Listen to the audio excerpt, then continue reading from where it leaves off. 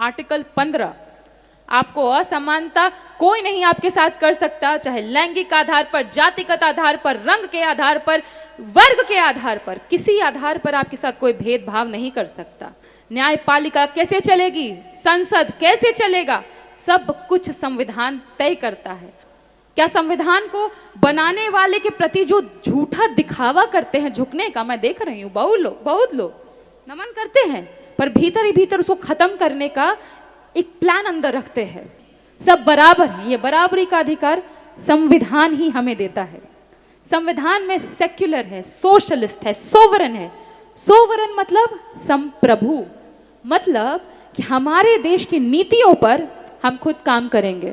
एक जगह लिखा है न स्त्री स्वतंत्र मरहती, इसका मतलब होता है जो महिलाएं हैं वो स्वतंत्रता के काबिल ही नहीं हैं, उनको पहले पिता के अधीन होना चाहिए, मतलब पिता के नीचे, फिर उनको अपने पति के नीचे होना चाहिए, फिर उनको बेटे के नीचे होना चाहिए। इसी गुलामी से तो मुक्ति दिलाई हमें बाबा साहेब ने।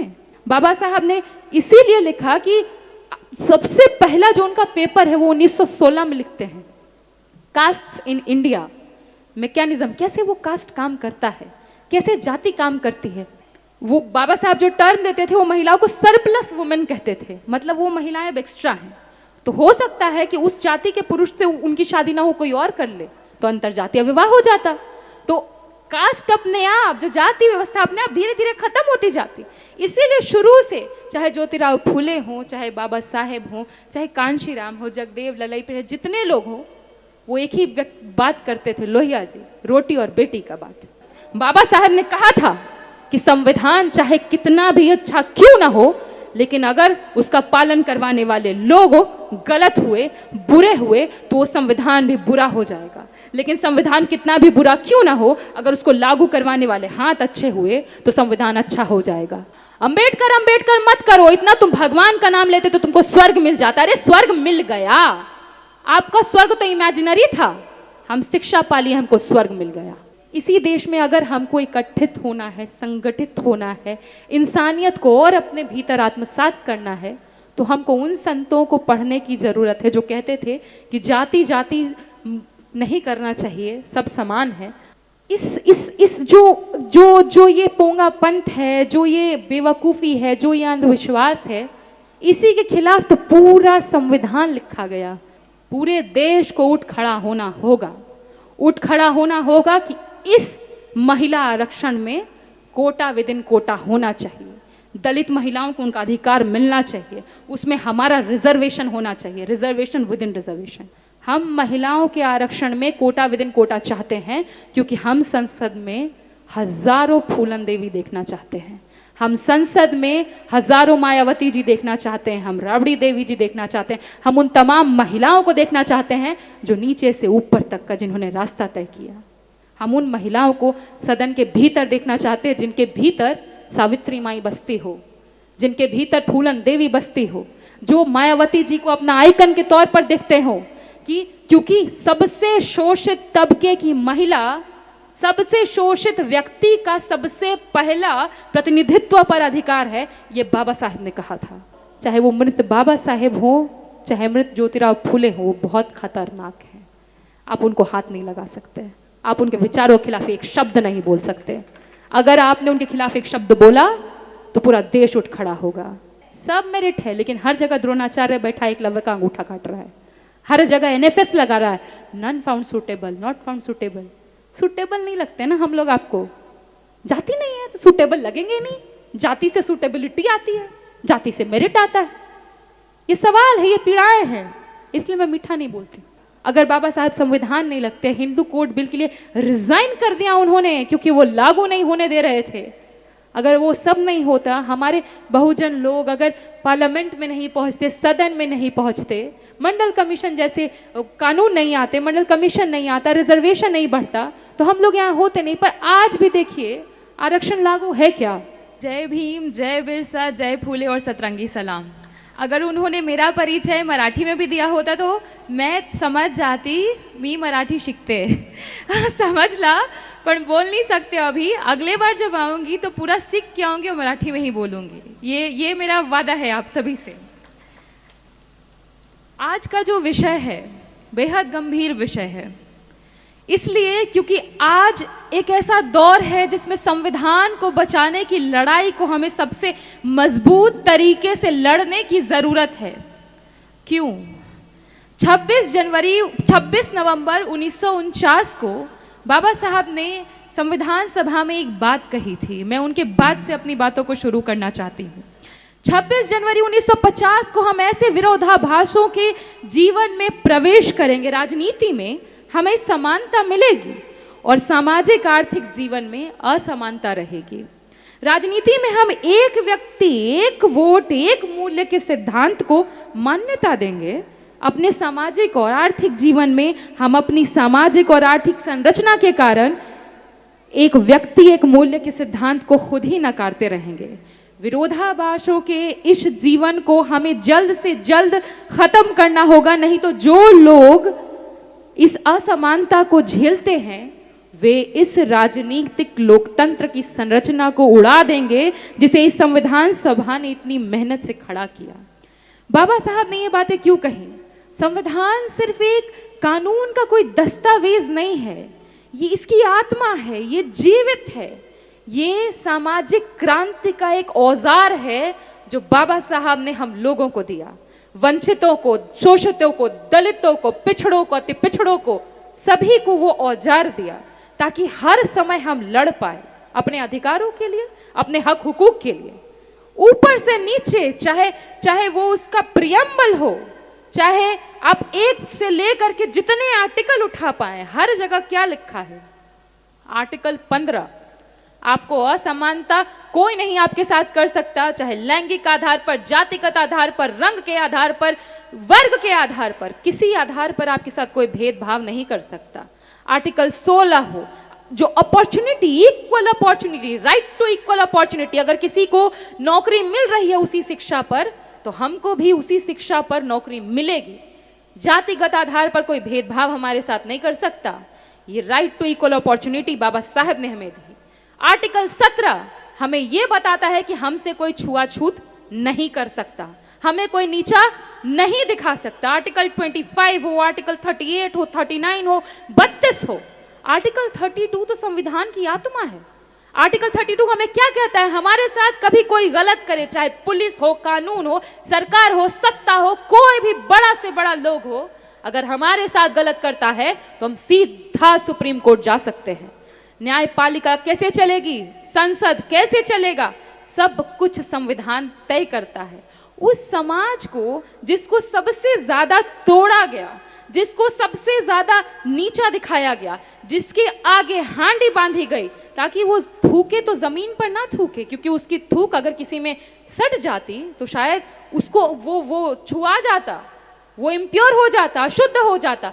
उन लोगों के कमर में झाड़ू बांधा गया ताकि उनके पैरों के जो निशान बने वो मिटते जाएं, वरना अगर वो निशान भी किसी को छू जाते तो वो अशुद्ध हो जाता।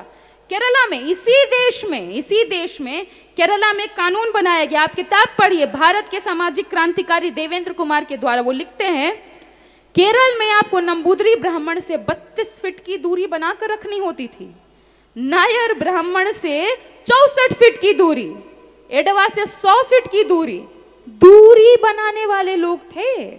इंची टेप लेके नापते थे क्या कि हमारे लोग कहाँ हैं, कितना दूर हैं आपसे।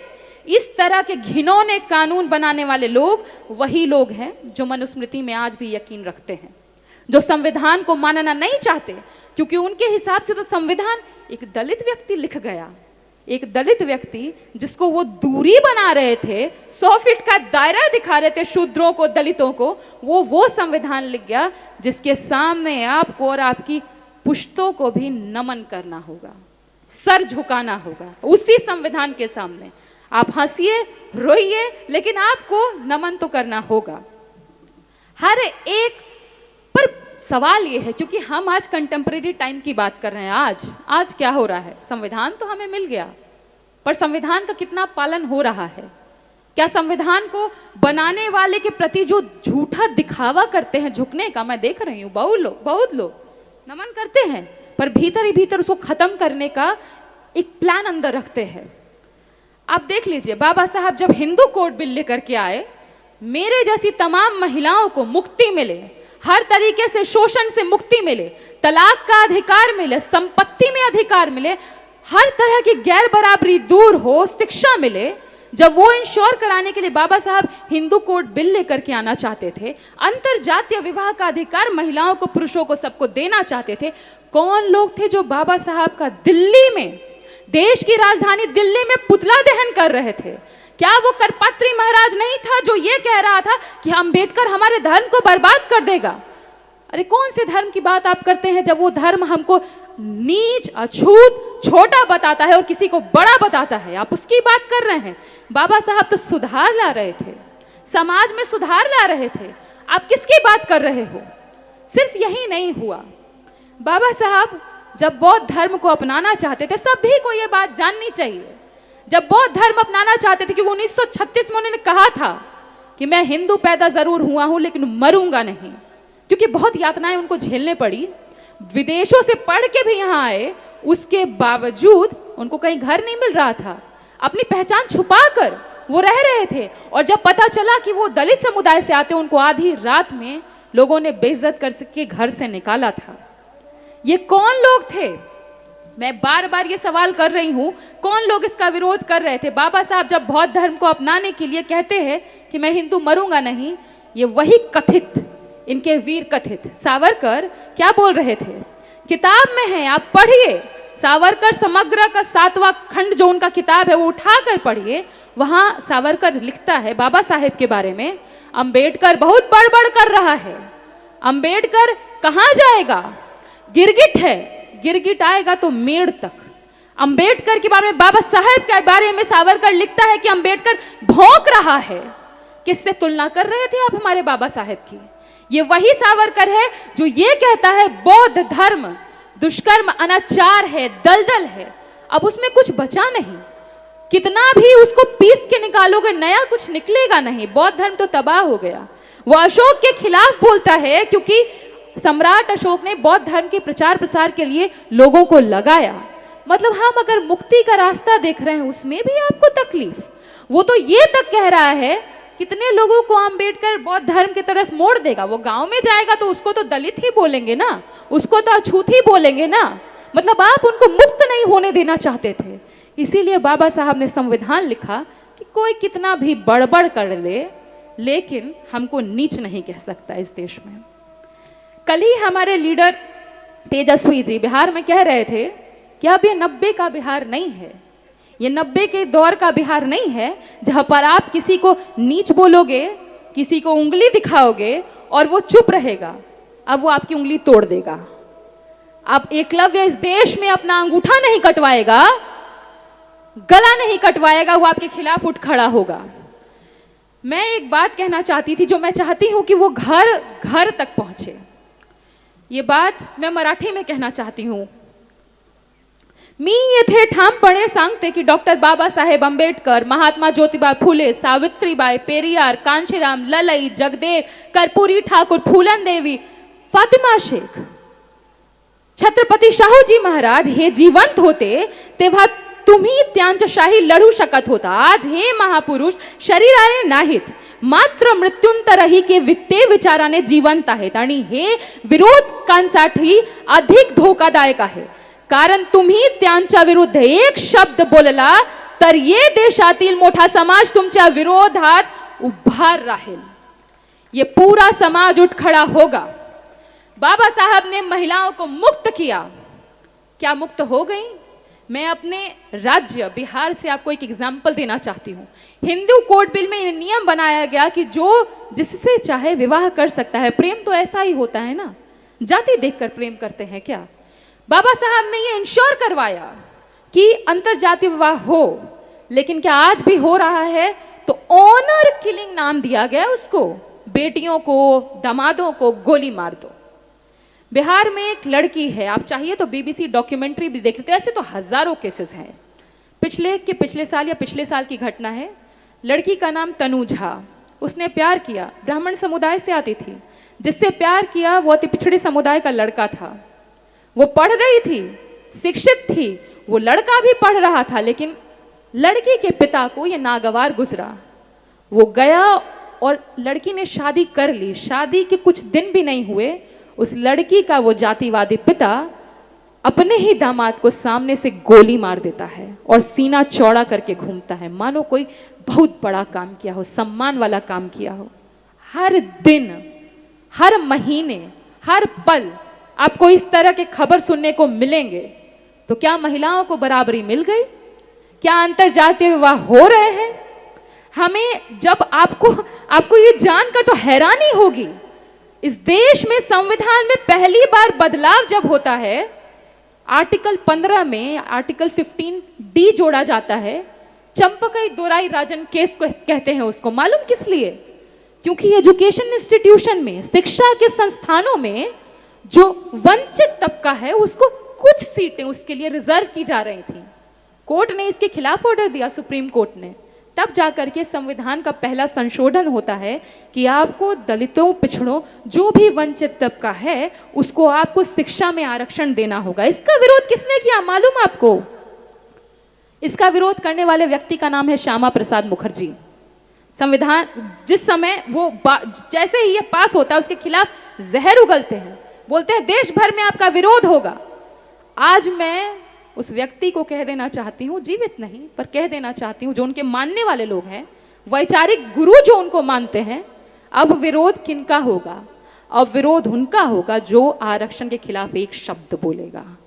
अब उनका विरोध होगा जो आरक्षण की समीक्षा की बात करेगा, जो ऐसी घृणित सोच रखेगा, अब उसका इस देश में विरोध होगा। और ऐसा विरोध होगा कि आप झेल नहीं पाइएगा। अभी हाल फिलहाल में कहते हैं शिक्षा में सबको बराबरी मिल गई, सबको अधिकार मिल गया। संविधान तो उसकी संरचना, मूलभूत संरचना ही वही है। अधिकार मिल गया क्या? हाल फिलहाल में, महीना भर भी नहीं हुआ है, यूजीसी के कानून आए।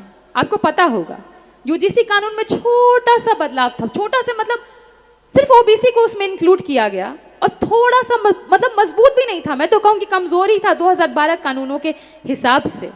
लेकिन एक तबका उठ खड़ा हुआ इसके खिलाफ, हमारे खिलाफ, हमारे बच्चों के खिलाफ, हम जैसे छात्रों के खिलाफ, बहुजन तबके के खिलाफ। ये कौन लोग हैं जो इनके खिलाफ उठ खड़े हुए?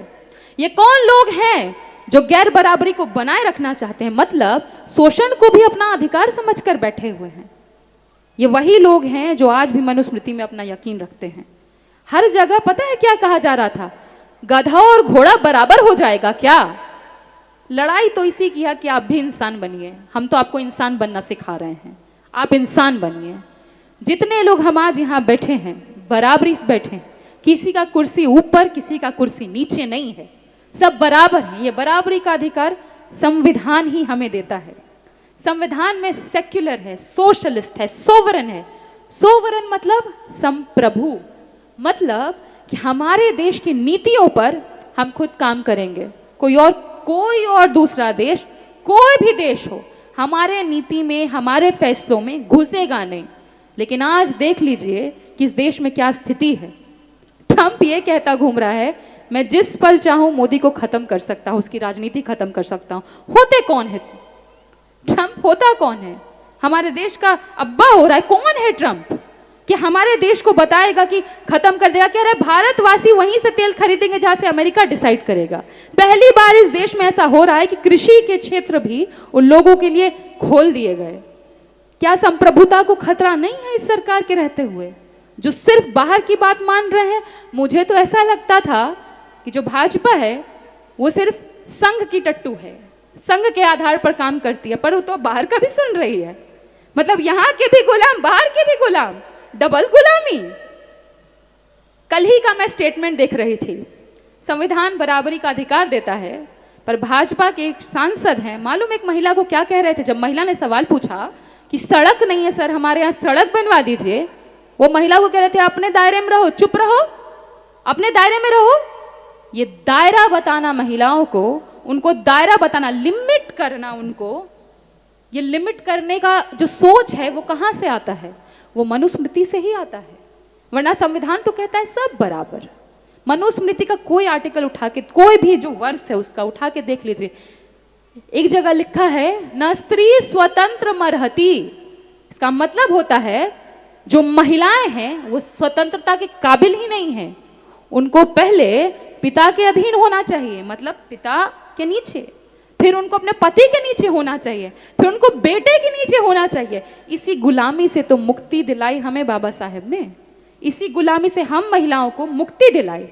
उस समय भी बराबरी की बात होती है। संविधान जो संसद है, उठा के देखिए संसद में कितनी महिलाएं हैं आज, मात्र 13.6%। लोकसभा में 74 महिलाएं, मतलब 543 सीटों में मात्र इतनी महिलाएं पहुंच पाए। उसमें भी अगर मैं महिलाओं में जाति खोजने बैठ जाऊं कि दलित महिलाएं कितनी, पिछड़ी महिलाएं कितनी, आदिवासी महिलाएं कितनी, आंसू आ जाएंगे। कहां है हमारी डाइवर्सिटी? हम पहुंच पाए क्या वहां तक? अभी आपको मालूम होगा 16 तारीख से चर्चा करने वाले हैं ये लोग, नारी वंदन अधिनियम की चर्चा होगी। वंदन, नारी को देवी बना देंगे पर बराबरी का दर्जा नहीं देंगे। देवी नहीं बनना है हमको, किसी भी महिला को इस देश में देवी नहीं बनना है। बराबरी का अधिकार चाहिए। जैसे हर पुरुष को जितने काम का जितना दाम मिलता है, उतने ही काम का हमको भी उतना दाम चाहिए। हर पुरुष के लिए अगर जो रास्ते उनके लिए खुले हैं, वही रास्ते हमें अपने लिए खुलवाने हैं। महिलाओं को तो मैं खास कर कहना चाहूंगी, आपको तो संविधान और खोलकर हर दिन पढ़ना चाहिए। वंचितों को हर दिन संविधान पढ़ना चाहिए। क्यों पढ़ना चाहिए? कितनी महिलाओं को इस देश में पता होगा कि जब बाबा साहेब वाइस रॉय काउंसिल में लेबर जो डिपार्टमेंट है उसके अध्यक्ष थे, उस समय में उन्होंने इंश्योर करवाया कि जो कामकाजी महिलाएं होंगी उनको जो 6 महीने का गर्भवती जब होती हैं, प्रेग्नेंट होती हैं, 6 महीने का अवकाश मिलता है। ये किसने दिलाया हमें? बाबा साहेब ने उसकी पहल की, उन्होंने दिलाया। बाबा साहब ने कहां से ये सब सीखा? आपको तो मालूम ही होगा, बुद्ध को वो अपना पहला गुरु मानते थे, दूसरा गुरु वो कबीर को मानते थे और तीसरा गुरु ज्योतिराव फुले को मानते थे। महात्मा ज्योतिराव फुले से उन्होंने ये सारी चीजें देखी, सीखी। सबसे पहली बार तो 1848 में महिलाओं के लिए, बच्चियों के लिए स्कूल खोले गए। और जब स्कूल खोला गया तो आपको मालूम क्या हुआ? सबको पता है कैसे सावित्रीबाई फुले पर गोबर फेंका गया, कीचड़ फेंका गया। वो 2 साड़ी लेकर जाती थी, क्योंकि जब जाती पढ़ाने तो साड़ी गंदी हो जाती थी। ये कौन लोग थे जिन्होंने ये लिख रखा था कि महिलाएं पढ़ नहीं सकती, शूद्र भी पढ़ नहीं सकते? बाबा साहब ने इसीलिए लिखा कि सबसे पहला जो उनका पेपर है वो 1916 में लिखते हैं, कास्ट इन इंडिया मैकेनिज्म, कैसे वो कास्ट काम करता है, कैसे जाति काम करती है। लोग तो ये सुनते आए, ये पढ़ते आए कि जो सती व्यवस्था है वो कुप्रथा थी, जो विधवा महिलाओं के साथ जो किया जाता था शोषण उनका, वो कुप्रथा थी। छोटी बच्चियों की शादियां जो करा दिया जाती थी वो कुप्रथा थी। बाबा साहब ने पहली बार ये शोध निकाल करके लाया कि वो कुप्रथा से कुछ ज्यादा थी, वो जाति व्यवस्था को मेंटेन करने का एक तरीका था। क्योंकि महिलाएं किससे शादी करेंगी? अगर वो एक जाति का व्यक्ति तय करेगा, वो तो उसको जाति से बाहर नहीं जाने देगा। अंतर विवाह होगा ही नहीं, रोटी बेटी का संबंध होगा ही नहीं, तो जाति व्यवस्था तो बनी रहेगी। जो महिलाओं को जला दिया जाता था सती प्रथा में, वो क्यों जलाया जाता था? वो इसलिए क्योंकि वो महिलाओं को एक टर्म देते हैं बाबा साहब। वो टर्म है, वो बाबा साहब जो टर्म देते थे वो महिलाओं को सरप्लस वुमेन कहते थे। मतलब वो महिलाएं अब एक्स्ट्रा हैं, तो हो सकता है कि उस जाति के पुरुष से उनकी शादी ना हो, कोई और कर ले, तो अंतर जातीय विवाह हो जाता। तो कास्ट अपने आप, जो जाति व्यवस्था अपने आप धीरे धीरे खत्म होती जाती। इसीलिए शुरू से चाहे ज्योतिराव फुले हो, चाहे बाबा साहेब हो, चाहे कांशीराम हो, जगदेव ललाई पर जितने लोग हो, वो एक ही बात करते थे, लोहिया जी, रोटी और बेटी का बात, कि हम सबके साथ बराबरी खाना खाएं और हम अंतर विवाह में यकीन रखें। ये सारे उनके विजन्स थे। लेकिन आज भी जब आर्टिकल 17 उठा के देखिए, अस्पृश्यता को, अनटचेबिलिटी को वो खत्म करने की बात करता है, लेकिन पिछले 9 सालों का आंकड़ा उठाइए, सरकार ने आंकड़ा दिया। अब सरकारी आंकड़ा कितना सच्चा होता है ये तो आपको मालूम ही है, लेकिन ये सरकारी आंकड़ा जो 9 सालों का है, इस सरकारी आंकड़े के हिसाब से 622 लोगों की सीवर टैंक में, नाले के भीतर मृत्यु हो गई, नाला सफाई में। 52 परिवारों को तो आज तक एक फूटी कौड़ी नहीं मिली, उनको उनके लिए कोई मुआवजा नहीं मिला। और जब पूछा गया सरकार से कि इस 622 लोगों में कौन किस जाति से था, सरकार ने इतना वाहियात जवाब दिया, बोला ये तो काम के हिसाब से होता है, इसमें जाति नहीं। कैसे जाति नहीं? कौन नाले में उतरता है ये सरकार को नहीं पता कि हमको नहीं पता? किसको मूर्ख बना रहे हैं आप खुद सोचिए, एक व्यक्ति जिसकी जिंदगी नाले तक सीमित कर दी गई, वो जब नाले में उतरता होगा, उसको मृत्यु आ रही होती होगी, क्या उसके भीतर तकलीफ होती होगी, उस घुटन में क्या महसूस कर रहा होता। मैं पिछले साल दिल्ली का आंकड़ा आपको बता रही हूँ, 2 लोग सिर्फ इसलिए नाले में उतरे क्योंकि उनके परिवार के पास खाने के पैसे नहीं थे। वो उतरे, उनकी मौत हो गई अंदर गैस में, जो बास आती है उससे उनकी मौत हो गई। इससे दुखद मौत और क्या होगी। और सरकार कहती है जाति नहीं बता सकते। आप नहीं बताइएगा तो हमको मालूम नहीं है क्या, कौन लोग हैं, कौन उतरते हैं, किनको आप उतरवाते हैं, जबरन उतरवाते हैं। ये सारे सवाल हैं, ये पीड़ा है। लोग मुझसे कहते हैं आप प्रेम से क्यों नहीं बोलती, आप मीठा मीठा क्यों नहीं बोलती। अरे हमको मिठाई मिला ही नहीं तो मीठा बोले कैसे। हमको दर्द दिया आपने तो वो दर्द निकलेगा भीतर से। हमारे भीतर गुस्सा है, हमारे पीढ़ियों का गुस्सा है, वो गुस्सा निकलेगा भीतर से। जिन्होंने मलाई खाई, जिन्होंने मिठाई खाई, वो मीठा मीठा बोलेंगे। हमसे मीठा नहीं निकलेगा। उम्मीद मत करिए कि हम आपको विनम्रता से बोले। हक अधिकार छीन कर मिलता है, वो छीन कर लेंगे। बाबा साहब ने कहा था कि संविधान चाहे कितना भी अच्छा क्यों ना हो, लेकिन अगर उसका पालन करवाने वाले लोग गलत हुए, बुरे हुए, तो वो संविधान भी बुरा हो जाएगा। लेकिन संविधान कितना भी बुरा क्यों ना हो, अगर उसको लागू करवाने वाले हाथ अच्छे हुए तो संविधान अच्छा हो जाएगा। लेकिन आज इसी देश में, इसी संसद के भीतर सरकार के बड़े मंत्री,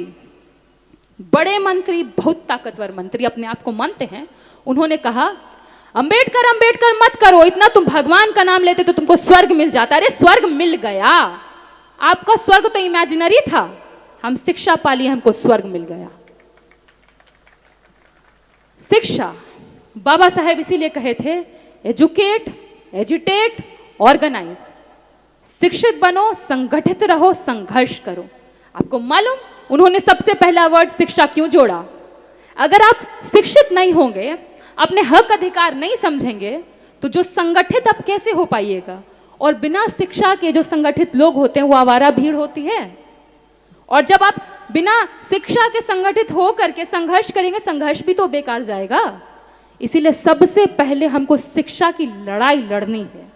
हर अपने घर के बच्चे को, हर महिला को, सबको।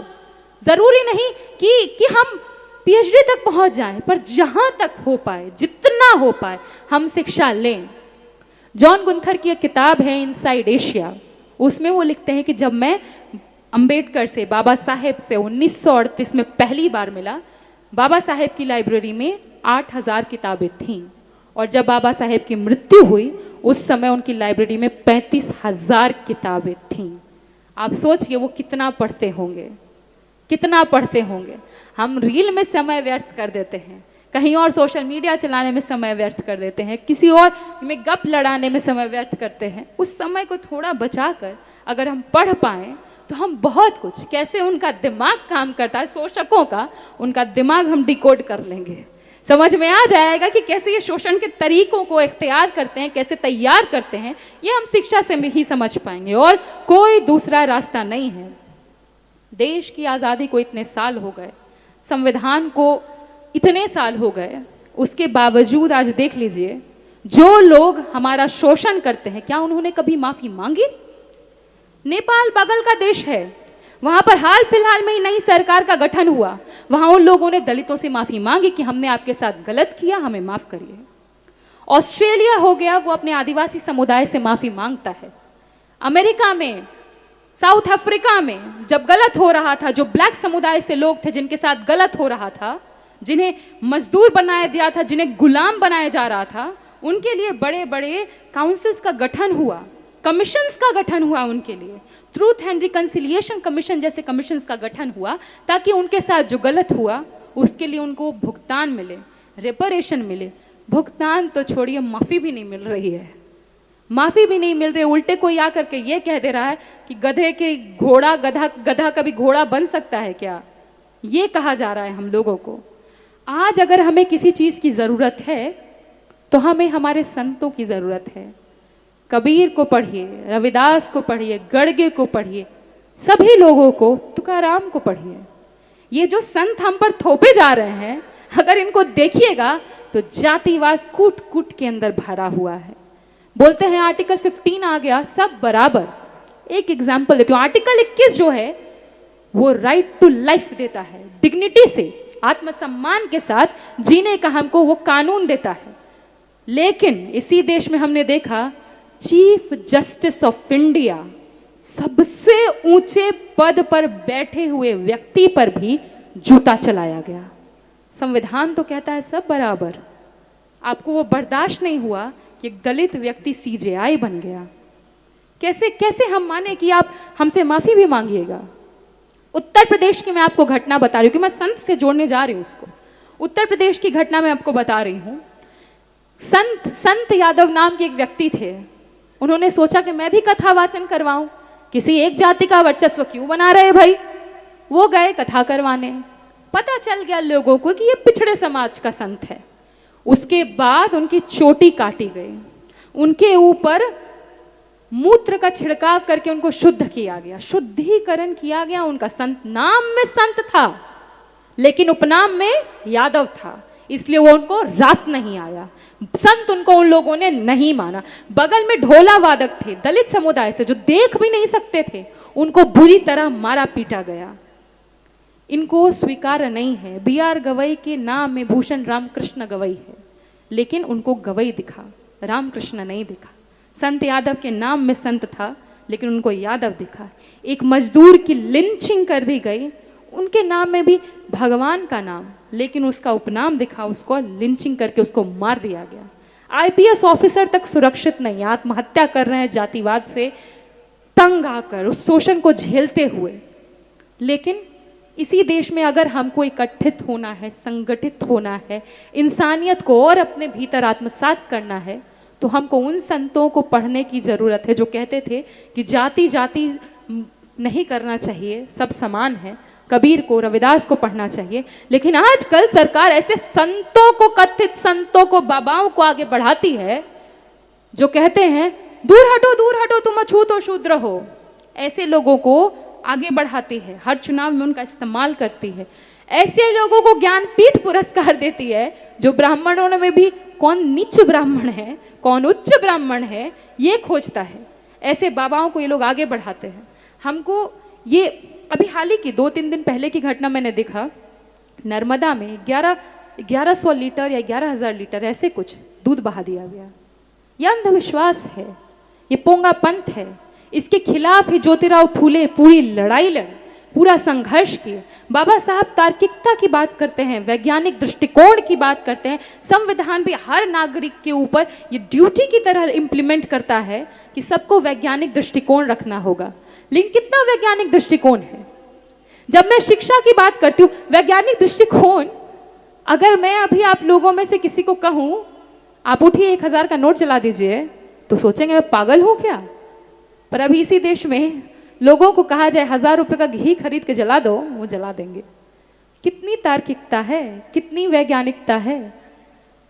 इस जो ये पोंगा पंथ है, जो ये बेवकूफ़ी है, जो ये अंधविश्वास है, इसी के खिलाफ तो पूरा संविधान लिखा गया।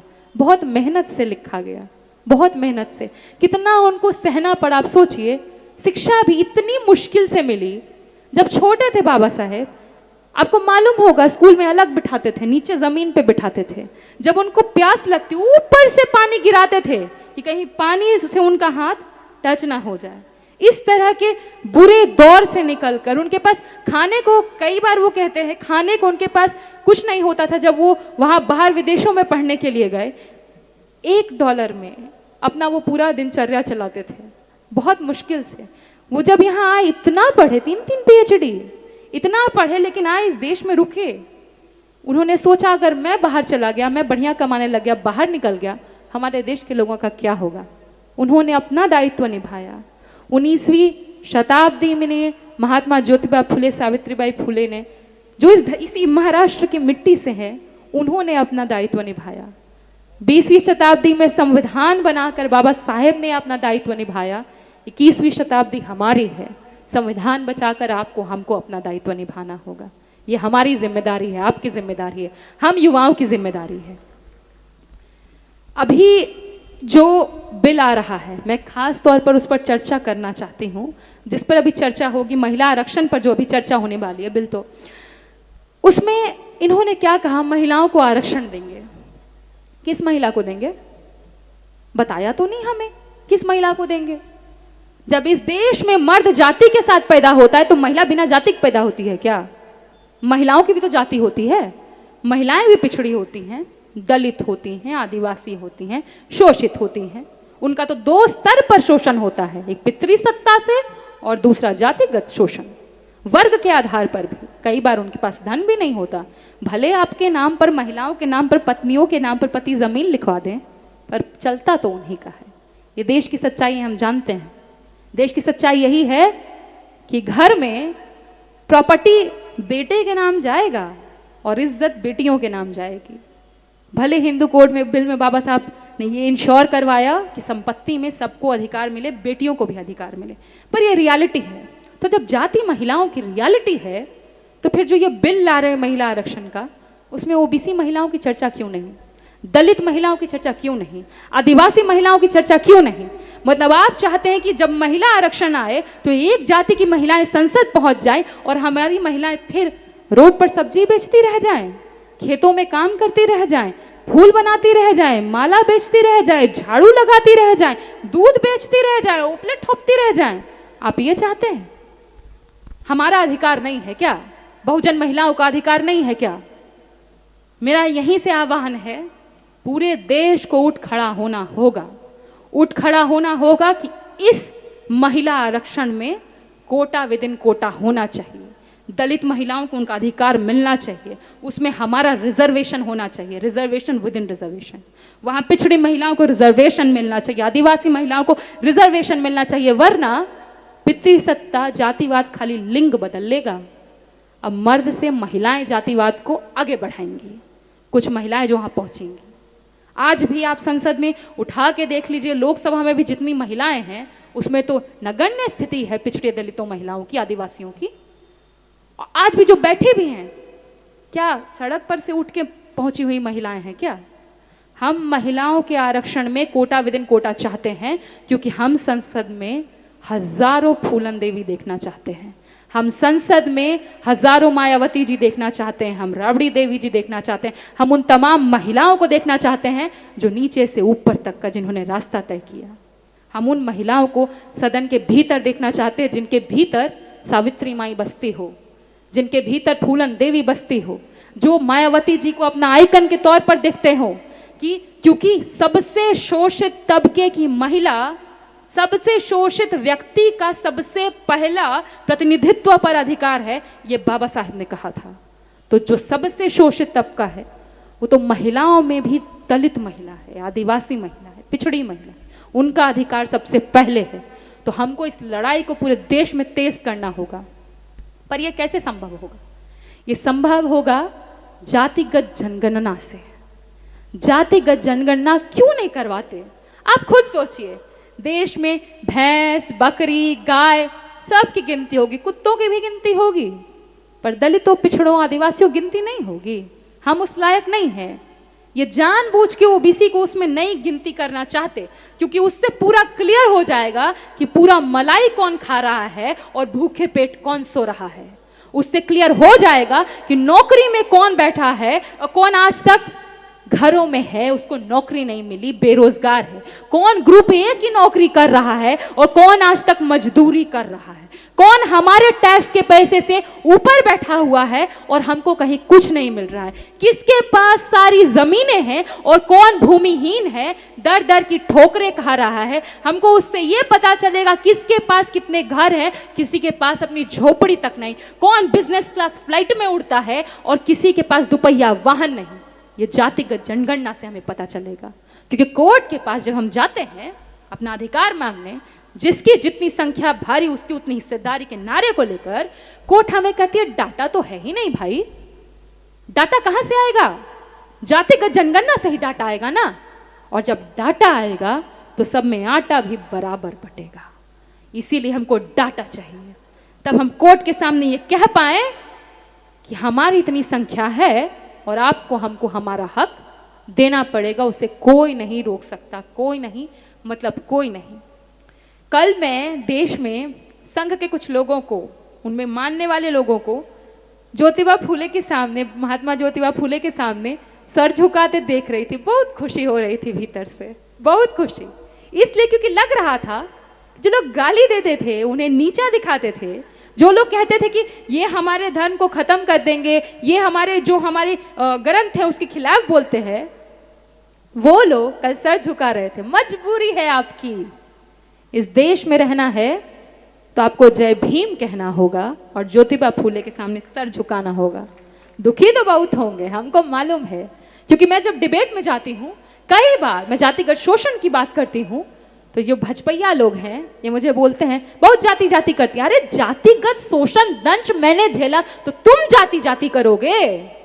जाति जाति तो वही करेगा ना जिसके साथ पीड़ा हुई, जिसका शोषण हुआ, जिनके महिलाओं को घर से उठा लिया गया, वही जाति जाति करेंगे ना। इसलिए मैं करती हूँ जाति जाति, क्योंकि वही हमारी सच्चाई है, वो इस देश की सच्चाई है। वो ऐसी सच्चाई है कि संविधान निर्माता को भी घर नहीं मिलता है, निकाल दिया जाता है, अपनी पहचान छुपा कर रहनी होती है।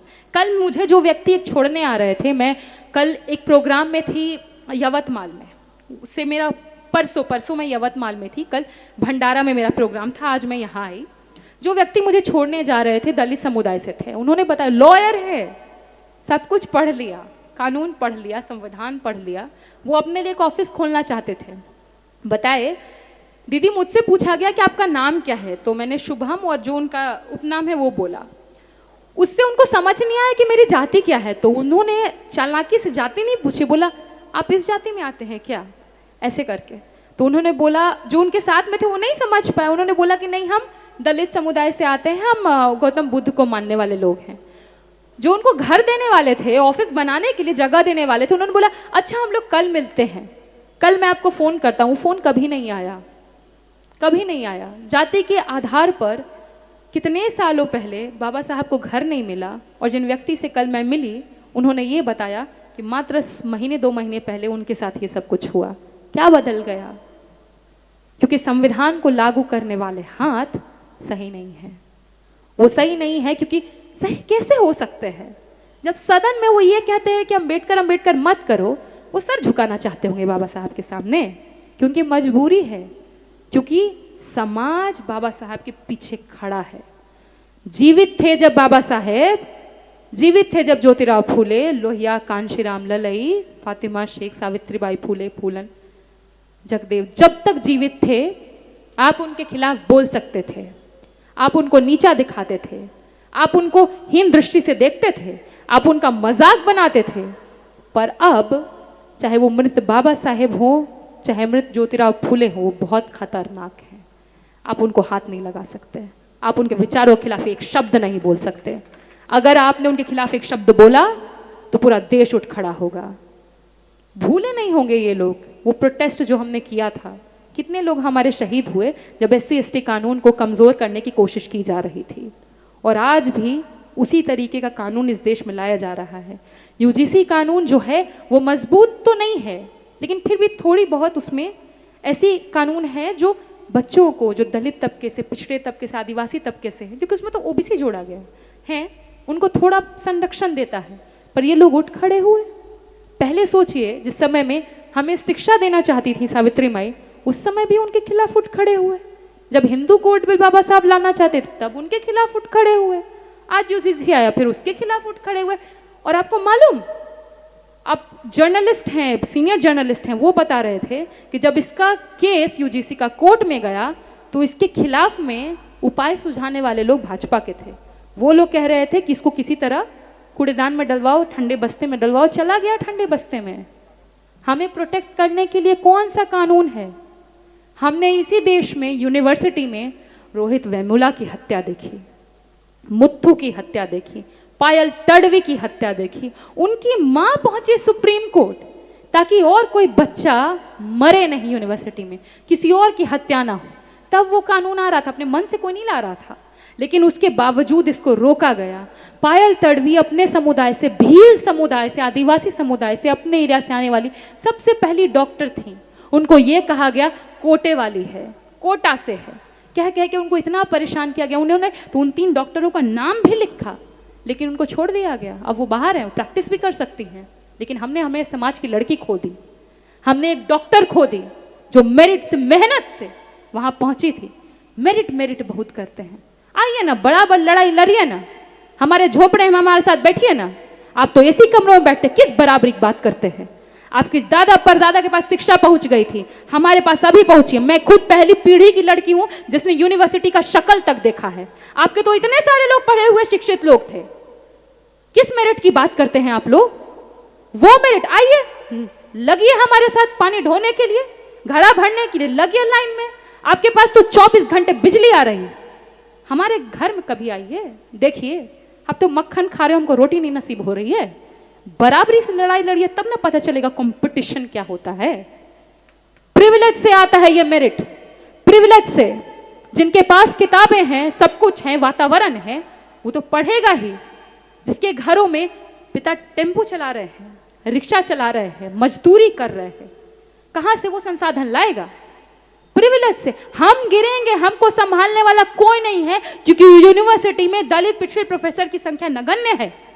हम गिरेंगे, हमको कोई नहीं संभालेगा, लेकिन बाकियों को संभालने के लिए लोग हैं, क्योंकि हमारी संख्या नगण्य है। आखिर क्यों नहीं पहुंचे हम लोग वहां पर? मेरिट नहीं है, सब मेरिट है, लेकिन हर जगह द्रोणाचार्य बैठा एकलव्य का अंगूठा काट रहा है, हर जगह एनएफएस लगा रहा है, non found suitable, not found suitable. Suitable नहीं लगते ना हम लोग आपको, जाति नहीं है तो सुटेबल लगेंगे नहीं। जाति से सुटेबिलिटी आती है, जाति से मेरिट आता है। ये सवाल है, ये पीड़ाएं हैं, इसलिए मैं मीठा नहीं बोलती। स्टूडियो में बैठती हूँ तो मीठा नहीं बोलती। बहुत सारे ऐसे दर्द हैं, बहुत सारी पीड़ाएं हैं, कहाँ कहाँ कैसे कैसे क्या क्या व्यक्त करें समझ नहीं आता है, कहाँ से शुरू करें कहाँ ख़त्म करें। मैं खुद, जब मेरे पिताजी टेम्पू चलाते थे, टेम्पू चला के जिस समय मेरा जेएनयू में एडमिशन होना था, जेएनयू जाने तक के हमारे पास पैसे नहीं थे।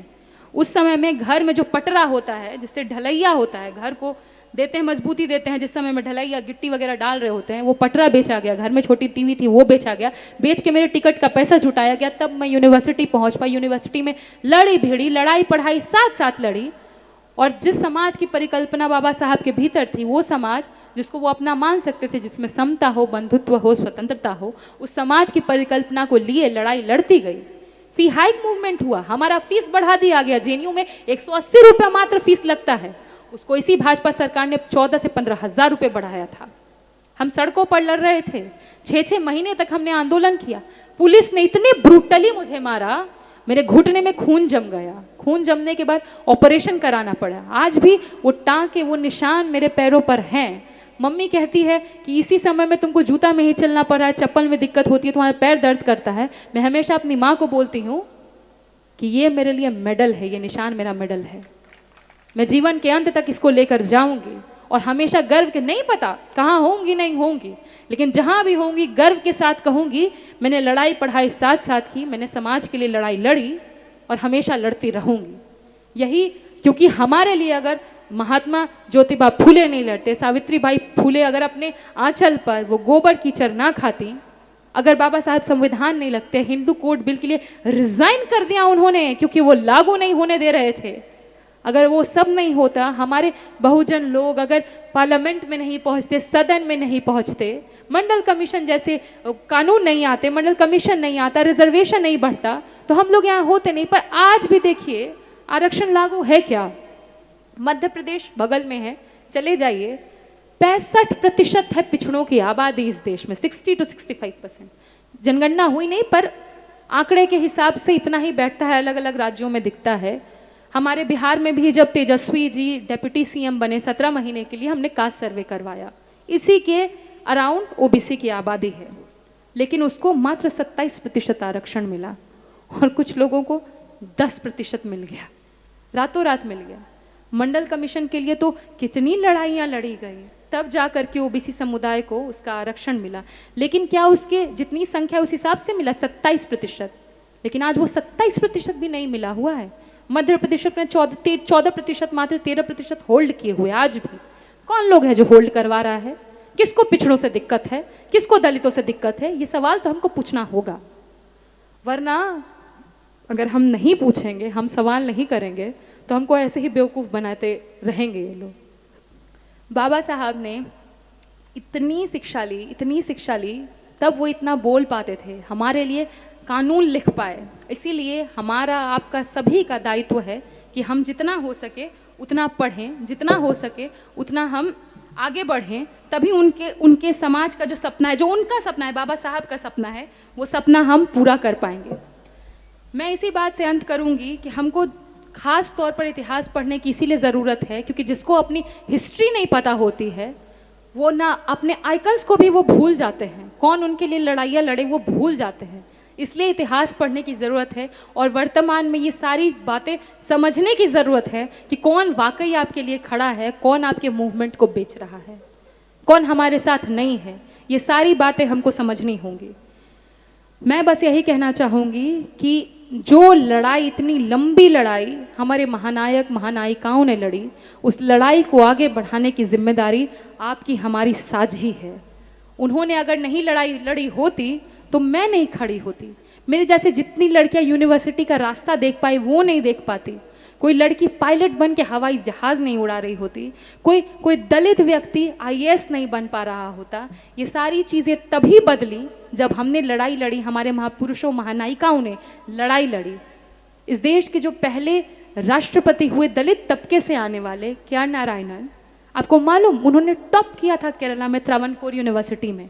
आराम से वो प्रोफेसर बन सकते थे, पर उनको कहा गया कि तुम वो धागा पहनो जिससे तुम हमारे बनोगे। उन्होंने उसको उसी समय ठुकरा दिया। उन्होंने ठुकरा दिया क्योंकि बोला कि मेरी पहचान इससे नहीं है, मेरी पहचान मेरी शिक्षा से है, आप मुझे जाति से मत तोलिए।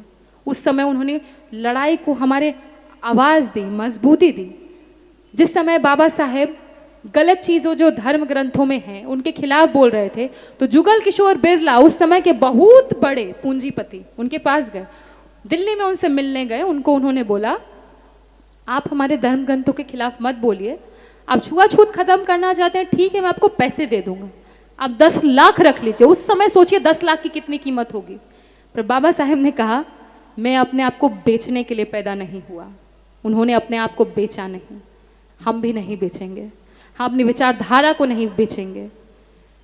किताबें मैं पढ़ने इसीलिए बोल रही हूँ क्योंकि जब किताबें जो है ना वो आपकी जाति नहीं पूछती, आप जो चाहें वो पढ़ सकते हैं। पढ़िए, जितना हो सके उतना पढ़िए।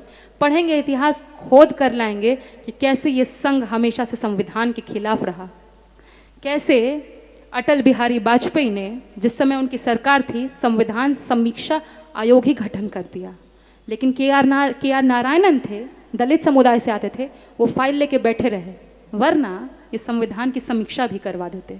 इनके के सुदर्शन जो थे कहते थे संविधान में हमारा कुछ भी नहीं है, सब बाहरी है। इनको लग ही नहीं रहा था कि दलित तबके से आने वाले व्यक्ति कैसे संविधान लिख सकता है। कभी नहीं इसको स्वीकारा इन्होंने। अभी खूब धूमधाम से मनाएंगे, खूब धूमधाम से। अभी कल अंबेडकर जयंती मनाएंगे, ज्योतिबा फुले जी की जयंती मनाई। अच्छा है, ये डर अच्छा है, ये डर बहुत अच्छा है। मनाइए आप, क्योंकि बाबा साहेब के पीछे समाज खड़ा है, हम खड़े हैं, और उनके होते हुए, हमारे होते हुए आप अब दोबारा ये नहीं कह पाएंगे अंबेडकर अंबेडकर मत करो। अंबेडकर अंबेडकर हम करेंगे और आपको सुनना होगा। अब सुनने की आदत आप डालिए, बोलेंगे हम। जय भीम, जय बिरसा, जय फूले, सतरंगी सलाम। यहाँ की जनता को मेरा प्रणाम कि आप मुझे सुनने के लिए आए, और मुझे बहुत अच्छा लगा कि मैं यहाँ पहुँच पाई, उस धरती पर, उस मिट्टी पर पहुँच पाई जहाँ बाबा साहेब आए, जहाँ बाबा साहब यहाँ इतना कुछ उन्होंने किया, जहाँ ज्योतिबा फुले का जन्म हुआ। यहाँ इस महाराष्ट्र की धरती को, इस महाराष्ट्र की मिट्टी को मैं प्रणाम करती हूँ। बहुत बहुत आभार।